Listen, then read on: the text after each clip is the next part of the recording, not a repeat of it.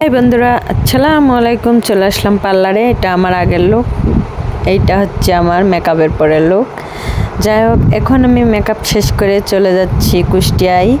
যাব সেখানে এক ব্লগার আপুর সঙ্গে দেখা করতে পারলাম কিনা সেটাও তোমাদের জানাবো। এখন আমরা গাড়ির ভিতর, দেখো আমার সাথে আমার মেয়ে আছে, সে ঘুমায়ে কি অবস্থা, ও জার্নি করতে পারে না, তারপরেও আমি সাথে করে নিয়ে আসছি।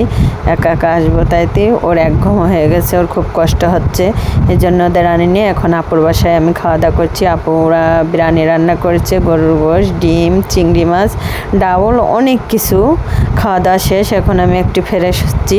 এখান থেকে আমরা আর এক জায়গায় যাব। আপুর সাথে ছোট্ট একটু ভিডিও করব, কারণ আপু অসুস্থ, তার বেবি হবে। আপুকে সবাই চেনো, যারা যারা চেনো তারা তারা আমার ভিডিওয় কমেন্ট করে বলে যে আপুকে কে কে চেনো। আপুটা অনেক হাসি খুশি, অনেক ভালো। তার সঙ্গে দেখা করতে আসলাম। এই হচ্ছে আমার সেই আপু, আয়াত আপু।